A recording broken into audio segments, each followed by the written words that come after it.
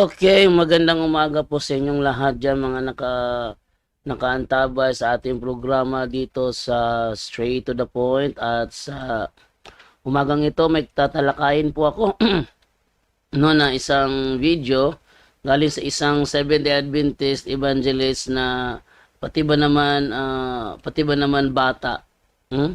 Pinapatulan nito, ano ba namang klase ito? Si Alvin Sanchez ang ating tatalakayin ngayong araw na ito, kung saan binweltahan niya yung isang bata. Binweltahan niya yung isang bata dahil sa sinabi nito about sa pagsimba sa araw ng linggo. Okay, pakinggan natin yung naturang video na tinira ni Alvin Sanchez. Pakinggan natin, no? Sabi kasi ganito, yun na, yun. Pakita sa screen. Yan. Ang Domingo, mao ang igsisimba sa mga taong nakasabot sa Biblia. Yun. Ayon sa bata, ang linggo ay ang araw na pagsasamba ng mga tao na nakakaalam ng katotohanan. Yun ang sabi ng bata. Pero itong si Alvin Sanchez, pati ba naman bata inaaway dahil sa kanilang doktrina? Okay, at ating pagpatuloy na turang video. Nakasabot mo dong? Mga tao nga nakasabot kay ang gisimba adlawng Domingo? Asa man po na ninyo mabasa sa Biblia nga ang Domingo igsisimba nga sugo sa Dios? Okay. Saan doon natin nababasa sa Biblia na ang linggo ay igsisimba, araw ng pagsamba sa utos ng Panginoon? Okay, kung sasabihin mo utos ng Panginoon, nasa Levitico yan. Levitico 23:7. Sa unang araw, magkakaroon kayo ng banal na pagtitipon. Huwag kayong magtrabaho. Sino nagutos dyan? Sino nagutos dyan? Sa Levitico 23:7 na yan, na ang unang araw, magkakaroon kayo ng banal na pagtitipon, huwag kayong magtrabaho. Ano yung banal na pagtitipon? Di ba pagsamba yun? Ngayon, ang gagawin natin, i-contextualize natin ang talatang ito. Ganito yan. Ang inutusan dito, mga Israelita, hindi lahat ng tao. Ang inutusan dyan, mga Israelita, hindi lahat ng tao. Pangalawa, walang kasamang Pilipino sa inutusan dyan. Wala. Tapos, wala rin kasamang Kristiyano sa inutusan dyan.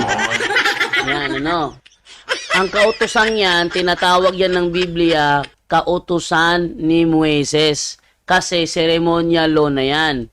Ngayon, dito naman tayo sa Gawa 13:39. Ang sabi naman dito, at ang lahat ng sumasampalataya sa Kanya ay pinalalaya na sa lahat ng pagkakasala. So, ang pagsamba pala kay Kristo ay pagpapalaya sa atin sa lahat ng pagkakasala na mula sa mga ito ay hindi kayo kayang palayain ng kautusan ni Moises. Tanungin mo ang talatang ito, itong sinasabi rito ang kautusan ni Moises. Tanungin mo mga Sabadista, mga Seventh-day Adventist, itong kautusan ni Moises dito, hindi ba ito ang ceremonial law? Ang isasagot nila sa inyo, ang ceremonial law yan. Yan ang ceremonial law, yan ang kanilang isasagot sa inyo pag yan tinanong ninyo. Hindi pala tayo pinalalaya sa pagkakasala sa pamamagitan ng kautusan ni Moises. Ngayon, si Alvin Sanchez, nagbabasa ng talata yan bilang pagsagot sa bata. Pakinggan ninyo kung anong talata ang gagamitin niya. Narito yung naturang at ituloy yung video, yung video na ito. Tuloy natin video. Naunsa naman taon mo? Nanudlo naman mo taon mo mga bakak. Oy! Di na tawag bakak. Hindi kasi sinungaling yung sinabi ng bata. Tama yon. tama ang sinabi ng bata, hindi kasinungalingan yun. Pero para sa mga Seventh-day Adventist na mga palaaway, yun ay kasinungalingan. Pero biblical, hindi kasinungalingan yun. Nasa Biblia yun. Tinan nyo ha, babasahin ko ha. Mateo 28:1. At simulan sa Mateo 28:1. Ano nangyari dito? Sabi ganito. Makaraan ng araw ng pamamahinga. Sabi dito ha, wait lang. Lipat ko muna siya dito. Tapos ito yan. Sabi ganito. Sa araw ng pagmakaraan ang araw ng pamamahinga, sa pagbubukang liwayway ng unang araw ng linggo, pumunta si Maria Magdalena at ang isa pang Maria sa libingan ni Jesus upang tingnan ito. So sila'y napunta roon at araw ng linggo yon. Pero wala yung katawan ni Kristo sa loob ng libingan. Kaya sila umuwi. At sa kanilang paglakad sa daan, nakasalubong nila si Kristo mismo. Ano nangyari? Ngunit sinalubong sila ni Jesus at binati. Lumapit sila sa kanya, hinawakan ng kanyang mga paa, at sinamba siya. Ngayon, sinamba siya. Pinagalitan ba ni Kristo yung mga babaeng yon dahil sinamba siya sa araw ng linggo? O pinahintulutan niya? Kasi kung pinagalitan sila, ibig sabihin, stricto talaga na kailangan ipatupad yung naturang kautusan. Ha?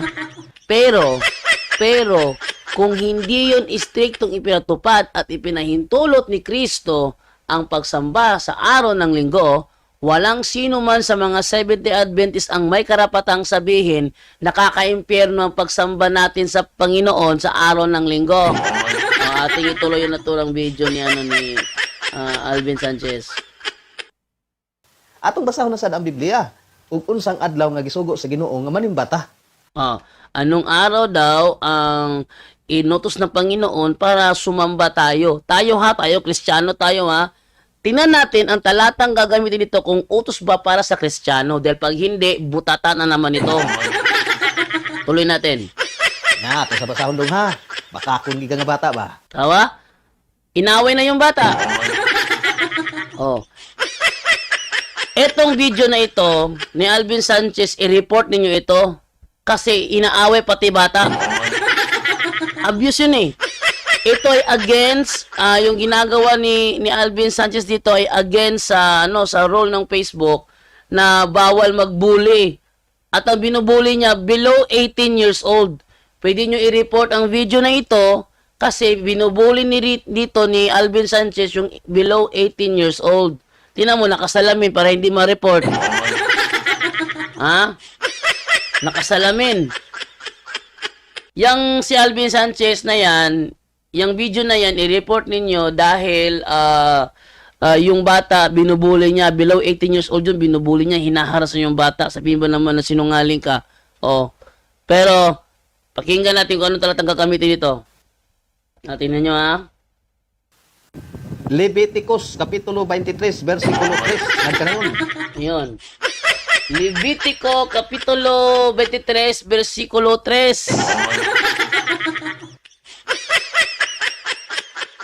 Ginamit ko kanina, aking ginamit kanina, Levitico 23:7. Sa kanya, 23:3.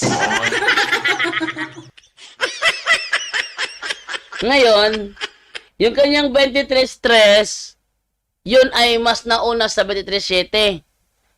Pareho lang yun, kautusan ni Moises. Sabi sa Gawa 13:39, hindi tayo maililigtas sa kasalanan sa pamamagitan ng pagtupad sa kautusan ni Moises. Ha? Yung Levitico 23, seremonyalo yan.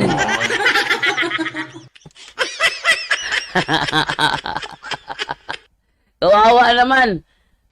Hindi, ano nangyari sa kanyang argumento? Di basura. Straight to the point.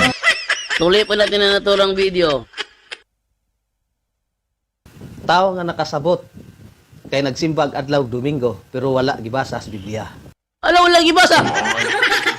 Binasa ko na nga, Levitico 23:7 yun eh. Ba't 3:7 Levitico? Hindi ko sinabing utos sa Kristiyano yun, ha?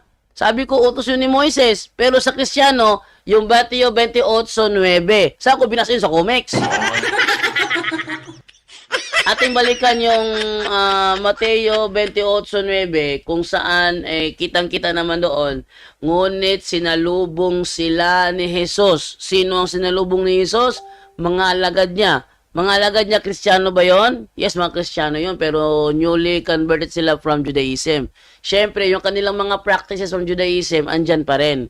Pero sa pagkakataong ito, ipinapakita ito ni Kristo na kahit linggo, sambahin siya sa araw ng linggo, hindi masama para kay Kristo yon. O, sabi dito, ngunit sinalubong sila ni Jesus at binati. Lumapit sila sa kanya, hinawakan ang kanyang mga paa, at sinamba siya.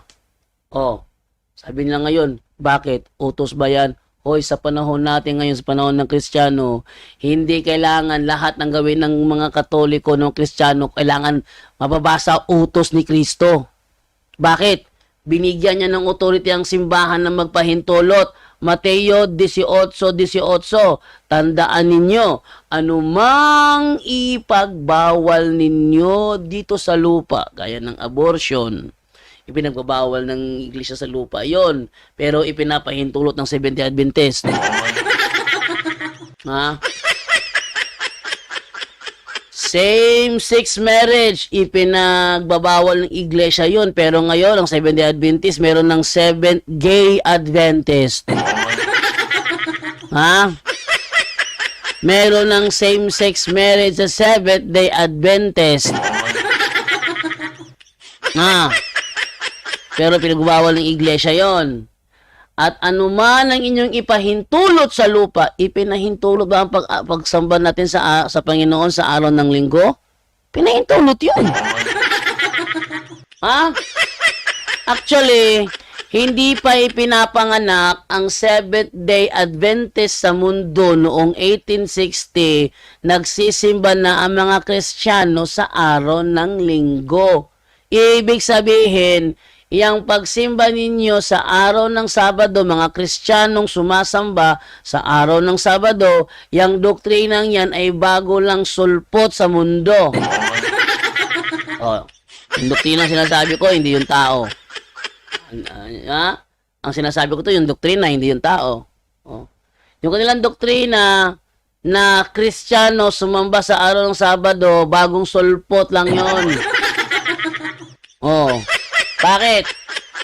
Mateo 28:9 pa lang, sinamba na si Kristo sa araw ng linggo. Ngayon, ang tanong, pinagalitan ba sila ni Kristo? Pinagalitan ba? Ating balikan ng Mateo 28:9 kung pinagalitan ba sila.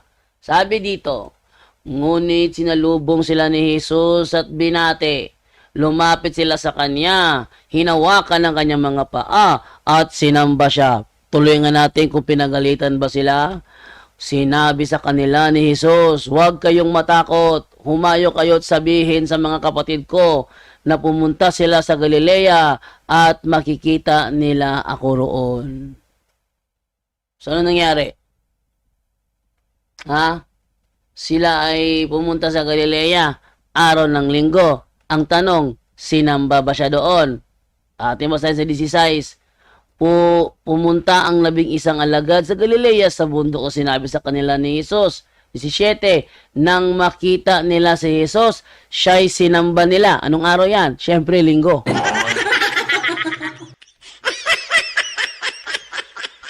Ano ngayon? Pati mga apostol, sinamba si Kristo sa araw ng linggo, pinagalitan ba sila? Wala eh.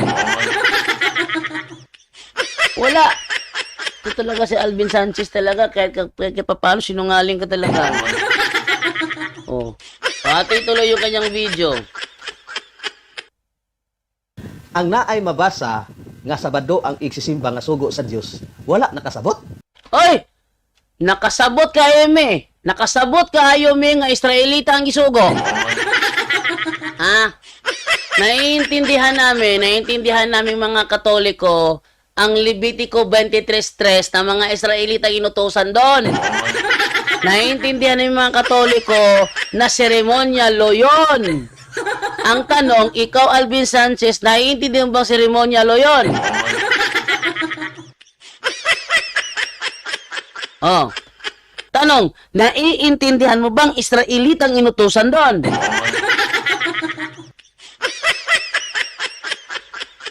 Kung mapatunayan kung Israelita yun, namin mo sinungaling ka talaga.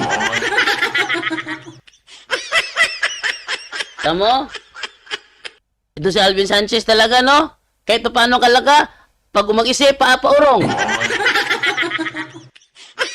Para bang pusit, huli yan sana yung pagkain, kaso lang yung kanyang paatras, mahuli na sana, umatras pa. Ito naman si Alvin Sanchez naman, kapag nag-isip, paurong. Oh, ayun. So, ating ituloy yung kanyang naturang video. Kamura ang nakasabot kay Domingo ang inyong gisimba nga walay sugo sa Dios. Ay, wala sugo sa Diyos. Ay, yung sinabi ni, pag sinabi mong sugo sa Diyos, Leviticus pa lang na dili lang sa Kristiyano to. Ha? Sa Levitico pa lang inutusan na hindi lang sa Kristiyano yon. Levitico 23:7 inutos na hindi lang sa Kristiyano yon. Pero sa Kristiyano, araw ng linggo sinamba si Kristo, pinahintulutan ni Kristo. Kung si Kristo mismo pinahintulutan niya, sino ka ba, Alvin Sanchez, para pasabihin nagkamali kami? Kung si Kristo nga mismo hindi sila pinagalitan, ikaw pa kaya pagagalitan kami? Ha? Ano ba naman yan? Sana kung mag-isip, hindi pa urong. Oh, at ituloy ang video niya. Ay nako, pastilan ninyo. May pagmangundang mo nang inyong pagtulunan ninyong Domingo. Kay maka-impierno na, kay dili na sugo sa Dios nga adlaw nga igsisimba. Oy, pala impyerno daw. Ngayon, ibig sabihin ba yung mga sumamba sa Mateo 28:9, impyerno lahat yon? Ha? Ibig sabihin ba yung sumamba ang mga apostol sa araw ng linggo, impyerno rin sila? Ano to? Nasa ng hustisya dito yung mga apostol, may impyerno. Si Alvin Sanchez, hindi. Ay, hindi ako maniniwala doon. Hindi ako maniniwala doon. Mas maniniwala ako na si Alvin pa yung may impyerno kaysa sa mga apostol. Baliktad siya eh. Ang mga apostol, sumamba kay Kristo sa Galilea, araw ng linggo. Ang mga babae, sumamba kay Kristo, araw ng linggo. Sasabihin mo may impyerno?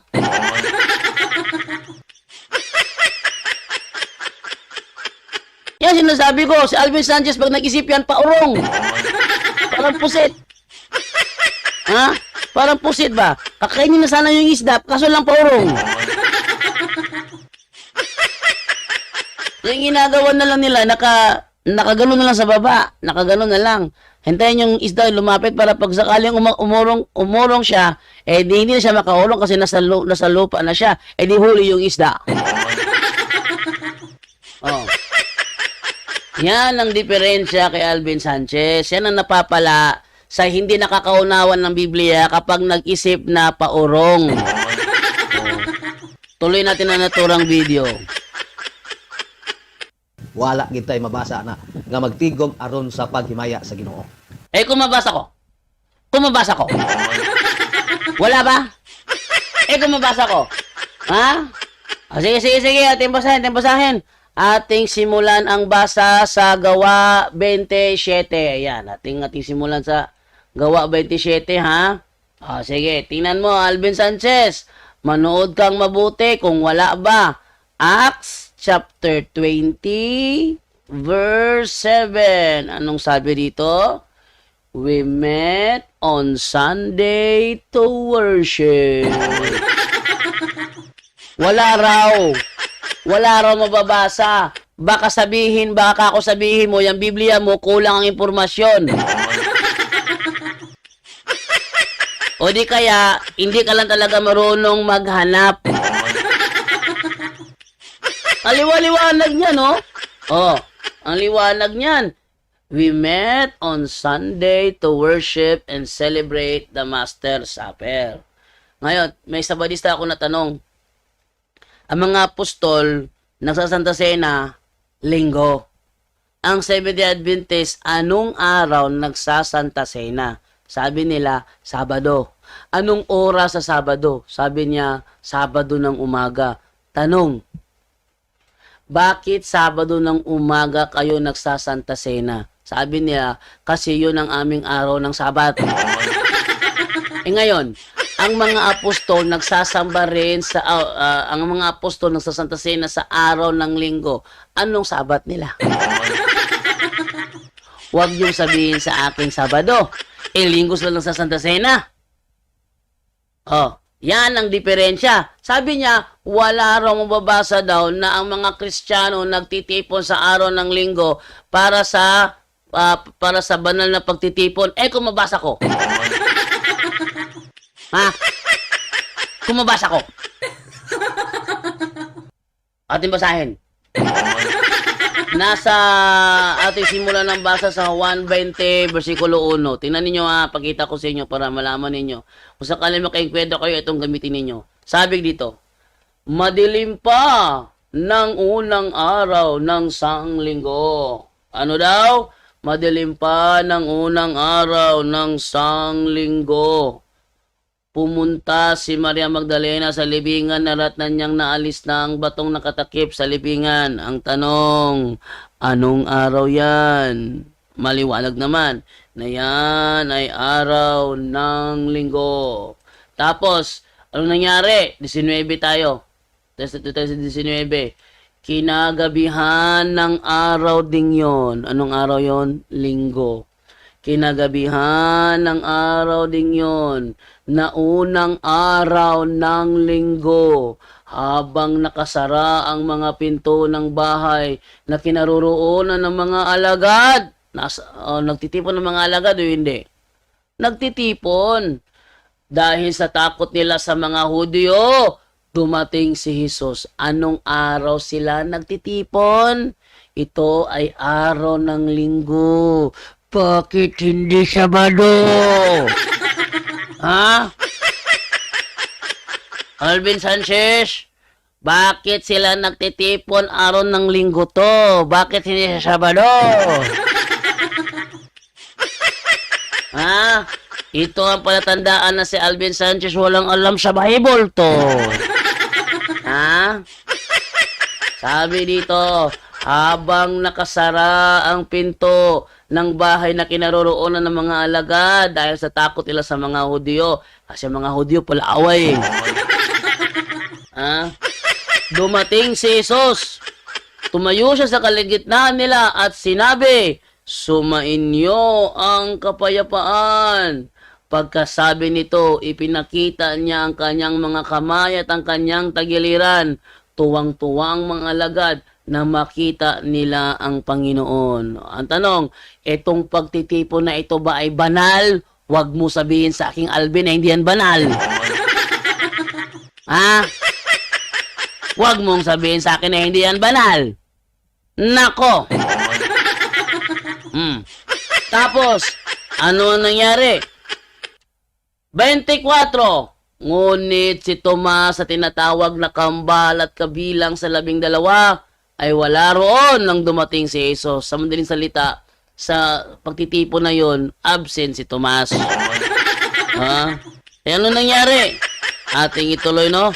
Sabi sa 25, kaya't sinabi sa kanya ng ibang mga alagad, nakita namin ang Panginoon. Sumagot si Tomas, hindi ako maniniwala hanggat hindi ko nakikita ang mga butas na mga pako sa kanyang mga kamay. At hanggat hindi ko na ilalagay ang aking daliri sa mga yon at nahahawakan ang kanyang tagiliran, sabi ni Tomas. So, ano nangyari? Dahil wala silang magawa dahil ayaw maniwala ni Tomas hanggat si Tomas kasi to see is to believe. Ano? So, sila ba ay nagtipon sa Sabado? Tuloy natin kung anong araw sila nagtipon. Makalipas ang isang linggo, di balik linggo na naman ulit. Kasi linggo yun. Sila nagtipon. Kaso absent si Tomas. Makalipas ang isang linggo, anong araw? Huwag mo sabihin sa akin Sabado. Ha? Natural, isang pagkatapos, pagkalipas ang isang linggo, di linggo pa rin.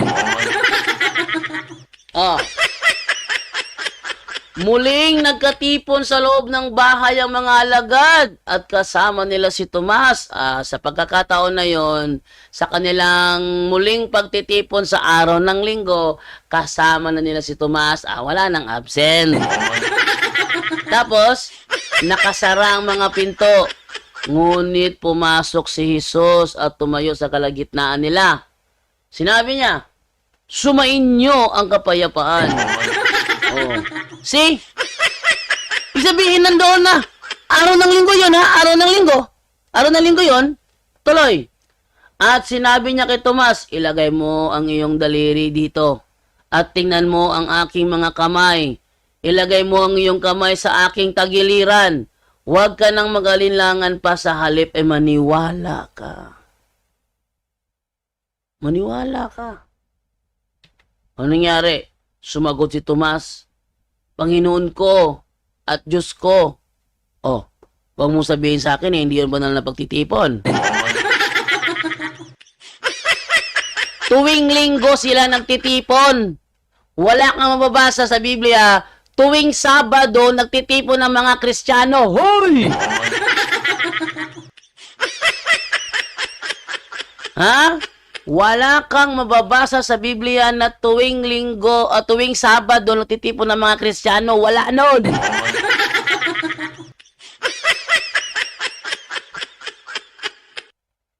Mas nauna pa ang 7-day Baptist sa inyo.